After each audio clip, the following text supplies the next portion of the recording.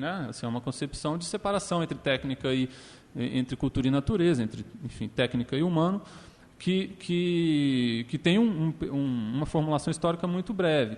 Então, eu não sei se talvez esteja aqui uma grande dificuldade, eu não sei se você vê também, mas uma grande dificuldade de natureza antropológica. E aí eu retomaria aqui o bom e velho Dumont, quando ele diz que é necessário colocar em perspectiva a nossa própria ideologia para a gente poder, enfim, ainda que através dela mesmo, sem dúvida, nós não temos como fugir dela, mas colocá-la em perspectiva para conseguir, de fato, empreender uma compreensão antropológica, né? Diante disso, você acha que as noções ligadas à ideia de hibridização, elas mais auxiliam, elas deveriam ser, talvez, substituídas por outras que pudessem nos fazer pensar de uma forma mais potente numa ontologia que não partisse de uma diferença para depois tentar juntá-las? Não é que eu esteja certo disso, não. É muito mais uma abertura para o debate. Obrigada, Carlos. Eu não sei. Eu acho que, se eu entendo o que você está situando como hibridização, acho que no caso da figura do ciborgue, por exemplo, né, na própria ideia do Latour de naturezas-culturas, né, quando ele funde, mas mantém, né, o que eu entendo da potência da hibridização é de um primeiro momento justamente de desconstrução da validade desses conceitos como válidos ou relevantes, né, particularmente no caso a distinção natureza e cultura, indivíduo e sociedade, né, acho que são um movimento que acho que foi fundamental nesse sentido, né, de colocar em questão esses próprios conceitos, e que é absolutamente explosivo, né, para a própria antropologia, de certa maneira, né, acho que abrir mão do conceito de cultura, né, enfim, e pensar o humano, né, nesse sentido, o que compõe, né, o que caracteriza, né, o que diferencia, né, o humano em relação às outras espécies, enfim, é preciso pensar nessa diferença. Eu tenho um pouco a sensação de que essa é uma conceituação ainda por se fazer, e eu acho que, nesse sentido, pelas poucas baleias que eu consegui visualizar, acho que essa ideia de individuação e a proposta mais integradora, né, entre indivíduo e meio, e principalmente a ideia da relação e do processo, ela é absolutamente potente, porque ela tira um pouco a obrigatoriedade de fixar, de alguma maneira, qualquer coisa, né? Não sei se está fazendo sentido, mas, assim, humano, não humano, enfim, tudo parece meio essa perspectiva mais ecológica, mais integrada. Eu acho absolutamente fascinante, e acho que é uma solução muito mais, quer dizer, que, de certa maneira, é híbrida, mas não é um híbrido nomeado tão fortemente como, por exemplo, a ideia do ciborgue, né? Ou como, por exemplo, naturezas _culturas, que foi, né, que acho que ainda eram soluções meio irreverentes e de ruptura, né? Eu acho que a gente está, de certa maneira, tem a intuição de que se caminha para uma espécie de outra conceitualização, e por isso que a gente está tão obcecado com ontologia, né? Acho, não sei.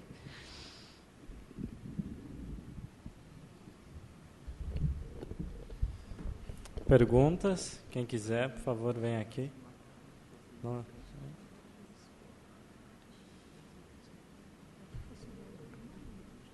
Bom, boa tarde, meu nome é Bernardo, sou aluno aqui do doutorado em Antropologia. Eu tenho uma pergunta, na verdade, para o Carlos e para a Daniela, que são mais ou menos a mesma pergunta, mas colocada de formas diferentes, né? Bom, antes de tudo, não sou especialista em Simondon, mas ela é longe disso, na verdade, muito longe disso.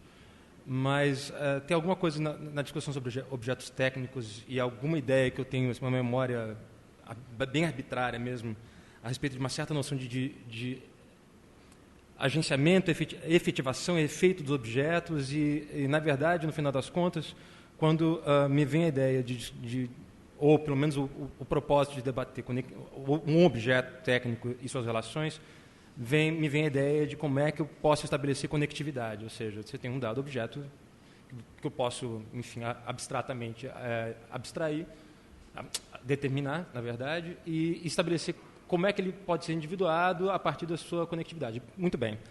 A primeira pergunta que me vem a partir disso uma vez que esse objeto é determinado de forma arbitrária, onde ele começa e onde ele termina, ou seja, quais são os limites desse objeto entendido como tal. Obviamente, isso tem algumas implicações conceituais, mas eu gostaria de tratar algumas implicações de caráter propriamente etnográfico nos exemplos que a Daniela e Carlos ofereceram. Porque, no caso da Daniela, quando você discute pílulas anticoncepcionais, e eu vendo a discussão sendo pautada fundamentalmente por uma certa noção ou uma correlação entre substância e composição hormonal, existe um plano da manipulação e do agenciamento da pílula, que me parece, enfim, casado, eu acompanhei a utilização da pílula há muito tempo, né, que é uma diferença entre a estipulação da conectividade do objeto pílula anticoncepcional para o médico e pelo usuário, ou pela paciente, ou pela mulher, né, no caso de ser uma mulher a utilizar. E, de fato, a pílula anticoncepcional, ela não começa a ser utilizada no momento que você toma, mas ela vem na embalagem já, ou seja, a embalagem faz parte de um processo de conectividade da própria pílula e é um instrumento de autocontrole que desaparece quando a droga é injetada, ou quando o hormônio é injetado, ou seja, existe uma dimensão temporal no objeto marcado e a pílula anticoncepcional, do ponto de vista de quem toma, não parece ser simplesmente o hormônio tomado, mas também uma certa contagem do tempo, muito parecido do rosário na Igreja Católica, ou seja, uma reza privada, né, que você tem as contas e quando acaba o ciclo, terminou, e você sabe que você tem um outro processo a elencar e reativar, né? Mas me parece que a pílula anticoncepcional, ou melhor, me parece que a pílula anticoncepcional merece um tratamento também nessa dimensão, ou seja, existe uma assimetria, não no sentido ontológico, mas provavelmente sociológico, né? Sociotécnico, né? Uma divisão dos esforços relativos à sua composição, em que a ativação da pílula anticoncepcional por quem toma não é a mesma ativação de quem produz, né? E essa assimetria me parece revelar outras coisas interessantes, dimensões mais sutis daquilo que você mesmo sugeriu quando disse alguma coisa a respeito sobre um levante feminista contra a pílula injetada, porque ela exatamente faz com que a paciente perca o controle daquilo que está sendo feito.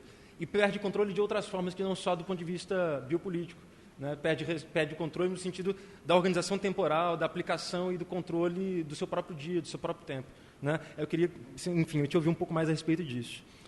E com Carlos, também relativa à dimensão temporal do uso, né? Você acabou adiantando, preparando a pergunta que eu poderia te fazer a respeito de como é que a gente pode colocar em perspectiva uma certa ideologia que é nossa e como é que essa ideologia caracteristicamente moderna, se é que dá para colocar dessa forma, ela permite ou de que forma ela pode ser matizada para que você possa configurar o teu objeto, ou pelo menos o exemplo que você sugeriu para a gente, né? Porque, no final das contas, você parte de uma certa concepção de tempo, ou seja, de ativação do objeto, que é característica do momento funcional, né, da produção, né, da produtividade e da pesca caracteristicamente. Aí a pergunta que imagino que qualquer etnógrafo gostaria de fazer, eu acredito que você já tenha ouvido essa pergunta antes, né, até que ponto essa divisão temporal do que é produtivo e o que não é produtivo, ela de fato permite que você consiga constituir a agência do objeto, no caso do arpão, por exemplo, né? Que na sua descrição, e acredito que muito para fins desse colóquio, você fez um corte temporal do agenciamento do arpão muito proximamente ao momento de ele ser lançado, né? E aí eu te pergunto até que ponto essa divisão, ela de fato ela é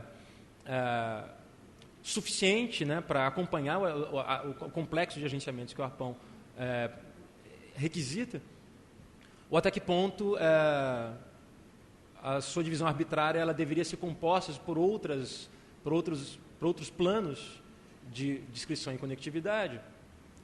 E se isso fosse necessário, isso também não recorreria ao mesmo tipo de dificuldade que você apontou no caso do hibridismo, ou seja, de você já ter separado alguma coisa que talvez mereça estar junto, porque parece que do ponto de vista da objetividade do objeto, da espacialidade do objeto, a noção, abandonar o hibridismo é mais fácil do que do ponto de vista temporal, né? Aí eu te faço essa pergunta, ou seja, se o corte temporal que você faz do ponto de vista da vida do arpão, ou da agenciamento do arpão, exclusivamente do ponto de vista da sua função produtiva, também não participa dessa dificuldade de dividir primeiro para depois juntar. Não é? É isso, obrigado.